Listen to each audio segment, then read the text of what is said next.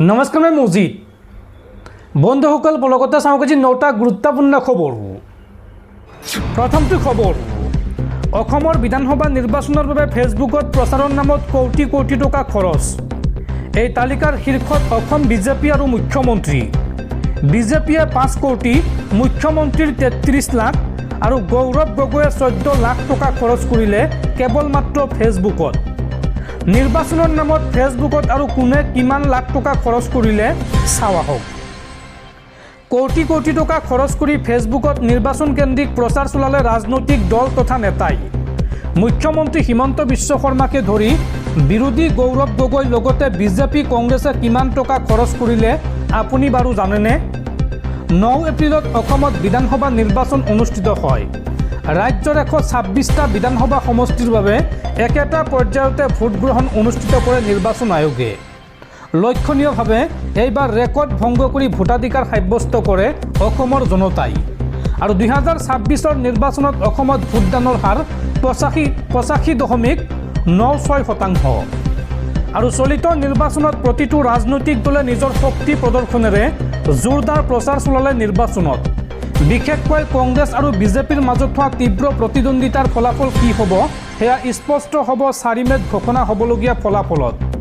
সকলোৱে সেই বিশেষ দিনটোলৈ বাট চাই থকাৰ মাজতে এটা তথ্য প্ৰকাশ পাইছে। সেয়া হৈছে 26ৰ নিৰ্বাচনৰ বাবে প্ৰচাৰৰ নামত কোন দলে কিমান টকা সামাজিক মাধ্যমত খৰচ কৰিলে। ৰাজনৈতিক দল হিচাপে এই তালিকাত শীৰ্ষত আছে বিজেপি দল। উল্লেখযোগ্য যে বিজেপিয়ে অসম প্ৰদেশ বিজেপিৰ ফেচবুক পেজত খৰচ কৰিলে 5 কোটি 11 লাখ টকা। আৰু ইয়াৰ বিপৰীতে কংগ্ৰেছে ইণ্ডিয়ান নেশ্যনেল কংগ্ৰেছ অসম প্ৰদেশ এই পেজত খৰচ কৰিলে 1 কোটি 9 লাখ টকা।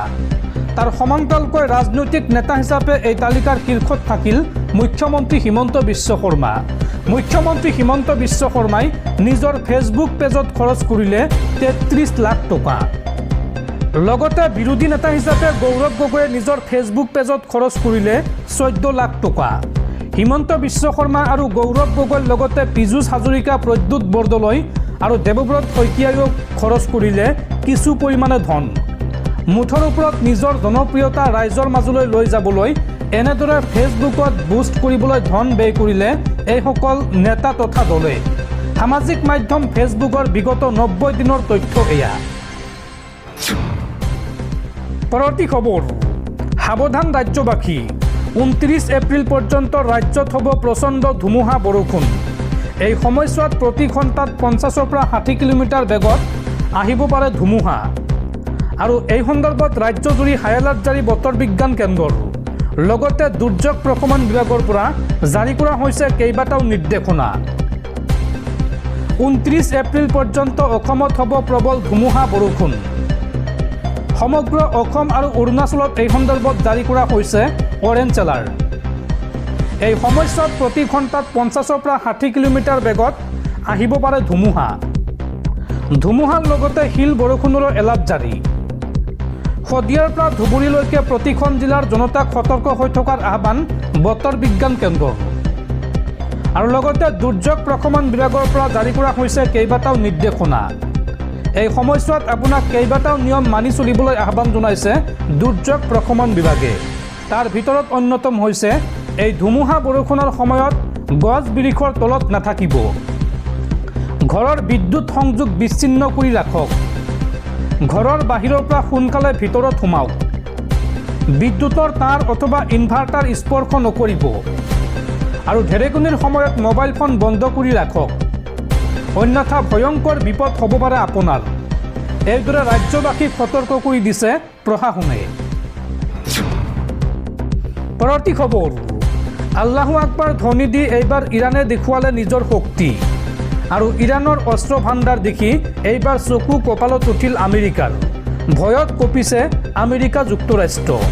ইৰাণৰ ভূগৰ্ভত পুতি ৰখা হৈছে বৃহৎ অস্ত্ৰ ভাণ্ডাৰ। ইৰাণে এই সন্দৰ্ভত কয় যে আমাৰ হাতত থকা বহু অস্ত্ৰ বিশ্বই এতিয়ালৈকে দেখাই নাই। এই মন্তব্য ইৰাণৰ। আৰু ইৰাণৰ অস্ত্ৰ ভাণ্ডাৰ দেখি এতিয়া আমেৰিকাৰ লগতে ভয়ত কম্পিত বিশ্বৰ বহু শক্তিশালী দেশ। আল্লাহু আকবাৰ ধ্বনি দি এইবাৰ ইৰাণে দেখুৱালে নিজৰ শক্তি। মাটিৰ তলৰ পৰা উলিয়াইছে সাঁচি ৰখা অস্ত্ৰ ভাণ্ডাৰ। ইৰাণৰ অস্ত্ৰ ভাণ্ডাৰ দেখি এইবাৰ চকু কপালত উঠিছে আমেৰিকাৰ। কোনো দেশৰ হাতত নথকা অস্ত্ৰ শস্ত্ৰ আছে ইৰাণৰ হাতত। ইৰাণে ট্ৰাম্পৰ ভাবুকিক ভয় নকৰাৰ কাৰণ এই অস্ত্ৰ ভাণ্ডাৰ নেকি? ইৰাণৰ সেনা বিষয়াই কৰা মন্তব্য এতিয়া কঁপাইছে বিশ্ব। ইৰাণৰ ভূগৰ্ভত পুতি ৰখা হৈছে বহু গুপ্ত অস্ত্ৰ শস্ত্ৰ। বৃহৎ অস্ত্ৰ ভাণ্ডাৰ মাটিৰ তলত আছে ইৰাণৰ। ইৰাণে এই সন্দৰ্ভত কয় যে আমাৰ হাতত থকা বহু অস্ত্ৰ শস্ত্ৰ এতিয়ালৈকে বিশ্বই দেখাই নাই। এইদৰে আল্লাহু আকবাৰ ধ্বনি দি ইৰাণে দেখুৱালে নিজৰ শক্তি। মাটিৰ তলত থকা অস্ত্ৰ ভাণ্ডাৰ দেখুৱাই দিলে ইৰাণে। দৰ্শকসকল, আৰু বহুতো গুৰুত্বপূৰ্ণ খবৰ আছে। তাৰ আগতে আপোনাক জনাওঁ যে যদি আপুনি এতিয়ালৈকে এইটো ভিডিঅ'ত লাইক কৰা নাই তেন্তে এতিয়াই ভিডিঅ'টোত লাইক কৰি দিয়ক। আৰু এনেকুৱা ধৰণৰ ভিডিঅ'সমূহ নিতৌ চাবলৈ চেনেলটো ছাবস্ক্ৰাইব কৰি কাষত থকা বেল আইকনটো প্ৰেছ কৰি ৰাখক। পৰৱৰ্তী খবৰ, মিছ ইউনিভাৰ্ছ আছাম 2026ৰ খিতাপ অৰ্জন পিংকী বসুমতাৰীৰ। তামুলপুৰ জিলাৰ কলবাৰী গাঁৱলৈ গৌৰৱ কঢ়িয়াই আনিলে সৌন্দৰ্য আৰু প্ৰতিভাৰ অধিকাৰী এইগৰাকী পিংকী বসুমতাৰীয়ে। তামুলপুৰ জিলাৰ কলবাৰী গাঁৱলৈ গৌৰৱ কঢ়িয়াই আনিলে সৌন্দৰ্য আৰু প্ৰতিভাৰ অধিকাৰী পিংকী বসুমতাৰীয়ে। মিছ ইউনিভাৰ্ছ আছাম 2026 উপাধি অৰ্জন কৰাৰ পাছত নিজ গাঁৱত উপস্থিত হোৱা পিংকীক গাঁৱৰ সকলোৱে এক বৰ্ণাঢ্য কাৰ্যসূচীৰে আদৰণি জনায়। উল্লেখযোগ্য যে Aronai entertainment cooperative society limited আৰু art and motion dance studio' and ছ'চাইটিৰ উদ্যোগত বড়োলেণ্ড অঞ্চলত প্ৰথমবাৰৰ বাবে আয়োজিত হৈছিল মিছ ইউনিভাৰ্ছ আছাম 2026 আৰু মিছ টিন ইণ্ডিয়া 2026ৰ গ্ৰেণ্ড ফিনালে।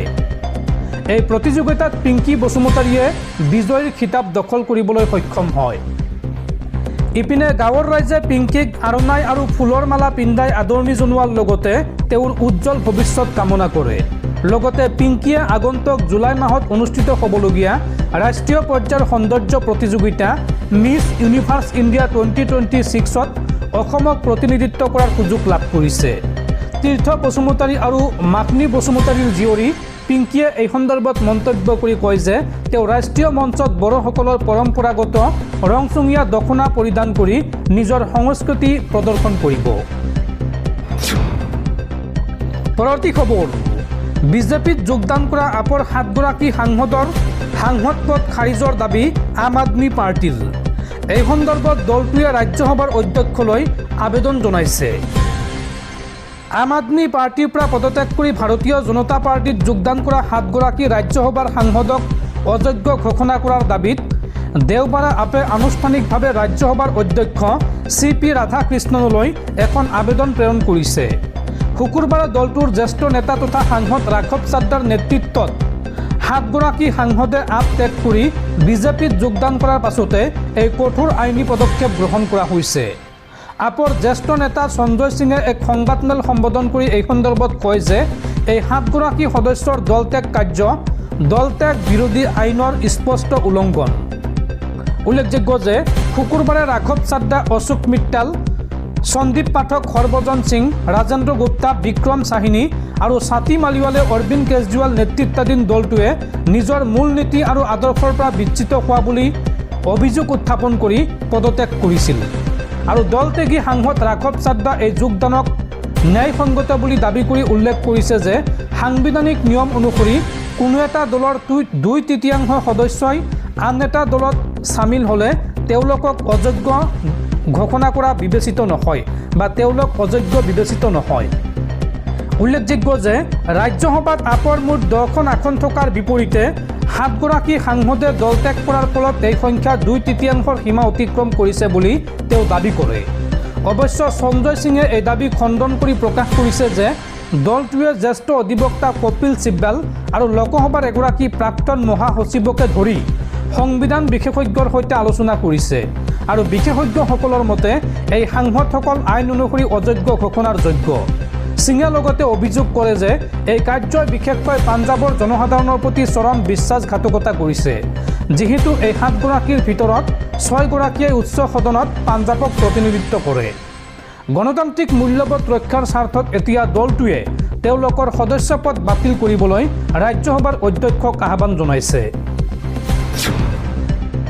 পৰৱৰ্তী খবৰ, আমেৰিকাৰ ৰাষ্ট্ৰপতি ডোনাল্ড ট্ৰাম্পক লক্ষ্য কৰি দুৰ্বৃত্তৰ গুলীচালনাৰ পিছতে এতিয়া ভয়ত কঁপিছে মাৰ্কিন প্ৰেছিডেণ্ট ডোনাল্ড ট্ৰাম্প। ডোনাল্ড ট্ৰাম্পে এই সন্দৰ্ভত কয় যে ইমান বিপদ থকা বুলি জানিলে মই নিৰ্বাচন নেখেলিলোহেঁতেন। এই মন্তব্য মাৰ্কিন প্ৰেছিডেণ্ট ডোনাল্ড ট্ৰাম্পৰ। ইমান বিপদ থকা বুলি জানিলে মই ৰাষ্ট্ৰপতি নহ'লোহেঁতেন। আক্ৰমণৰ পিছতে এই মন্তব্য কৰিছে মাৰ্কিন প্ৰেছিডেণ্ট ট্ৰাম্পে। আক্ৰমণৰ পিছতে এই ভাষ্য আমেৰিকাৰ ৰাষ্ট্ৰপতি ডোনাল্ড ট্ৰাম্পৰ। ডোনাল্ড ট্ৰাম্পে লগতে কয় যে এই প্ৰফেশ্যনটো যদি ইমান বিপদজনক হয় তেন্তে মই ৰাষ্ট্ৰপতি নহ'লোহেঁতেন।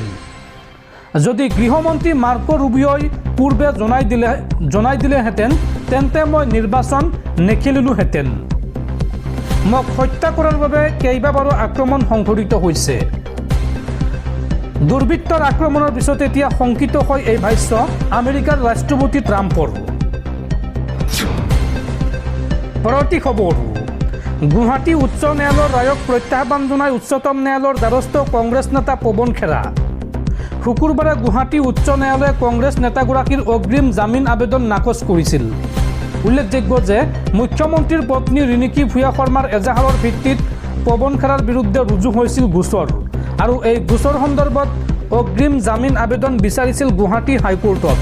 কিন্তু গুৱাহাটী হাইকোৰ্টে নাকচ কৰাৰ পিছত এইবাৰ উচ্চতম ন্যায়ালয়ৰ দ্বাৰস্থ হৈছে পৱন খেৰা।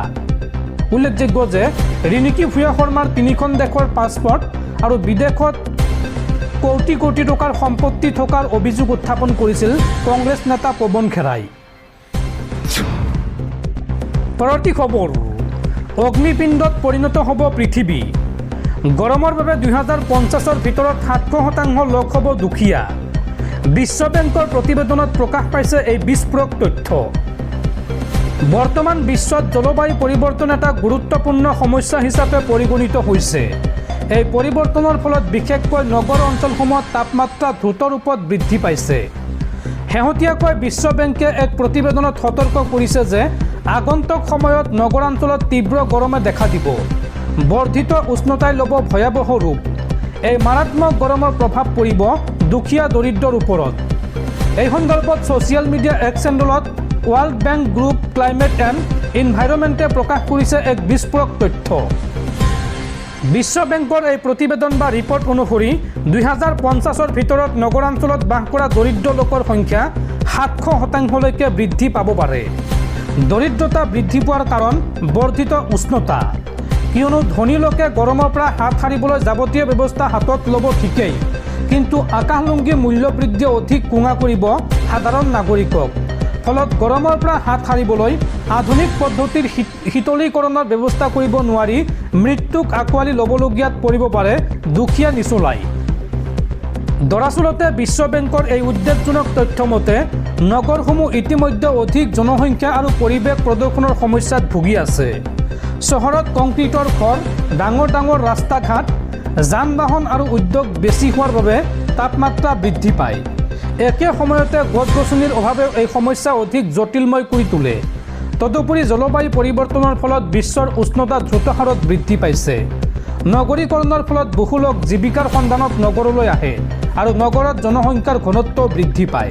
উল্লেখযোগ্য যে নগৰত গৰমৰ বেছি প্ৰভাৱ পৰিব সাধাৰণ খাটি খোৱা লোকৰ ওপৰত। বিশেষকৈ বস্তিত বাস কৰা লোক, গৰমৰ মাজতো বাহিৰত কাম কৰা শ্ৰমিক, শিশু আৰু বৃদ্ধ লোকৰ তীব্ৰ উষ্ণতাৰ বাবে ভিন্ন সমস্যাত পৰা পৰিলক্ষিত হয়। অৱশ্য এই সন্দৰ্ভত এতিয়াৰ পৰা বিশ্ববাসী সাৱধান হোৱাৰ প্ৰয়োজন আছে।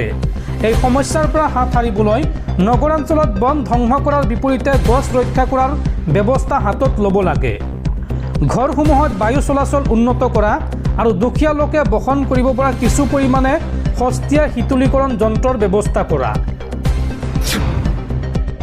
পৰৱৰ্তী খবৰ, আৰক্ষীক লৈ আহি গ'ল নতুন SOP। এতিয়াৰ পৰা পুলিচ ইউনিফৰ্মত চেলফি মাৰিলে বা ৰীল বনালে হেৰুৱাব লাগিব চাকৰি। কৰ্তব্যৰ সময়ত কোনো পুলিচে কপালত ফুট ল'ব নোৱাৰিব আৰু নিজৰ প্ৰচাৰৰ বাবে আৰক্ষীৰ ইউনিফৰ্ম কোনেও ব্যৱহাৰ নকৰিব বা ব্যৱহাৰ কৰিব নোৱাৰিব। এই সন্দৰ্ভত কঠোৰ নিৰ্দেশনা DGPৰ। আৰক্ষীয়ে মানি চলিব লাগিব কেইবাটাও নিয়ম, কেইবাটাও নীতি নিয়ম বান্ধি দিছে ডিজিপিয়ে। এতিয়াৰ পৰা কৰ্তব্যৰত অৱস্থাত আৰক্ষীয়ে কপালত ল'ব নোৱাৰিব ফুট। ইউনিফৰ্মৰ সৈতে টুপি আৰু বেল্ট পিন্ধাটো বাধ্যতামূলক। ব্যক্তিগত ধৰ্মীয় পৰিচয় প্ৰদৰ্শন কৰিব নোৱাৰিব আৰক্ষীয়ে। ইউনিফৰ্ম থকা অৱস্থাত কোনেও ক'ব নোৱাৰিব মই হিন্দু মুছলমান, এনেকুৱা ধৰণৰ কোনো চিন তেওঁলোকে ৰাখিব নোৱাৰিব। মহিলা আৰক্ষীয়ে কৰিব নোৱাৰিব অত্যাধিক মেকআপ আৰু ব্যক্তিগত প্ৰচাৰৰ বাবে উঠিব নোৱাৰিব চেলফি। ইউনিফৰ্ম পিন্ধি কোনো প্ৰচাৰমূলক কামত লিপ্ত হ'ব নোৱাৰিব। বিহাৰ আৰক্ষীলৈ ডিজিপিৰ এই সন্দৰ্ভত কঠোৰ নিৰ্দেশনা। বিহাৰ আৰক্ষীলৈ ডিজিপিয়ে দিছে এই কঠোৰ নিৰ্দেশ। এই নিয়মসমূহ অমান্য কৰিলে চাকৰি হেৰুৱাব পাৰে সেইগৰাকী আৰক্ষী বা বিষয়াই।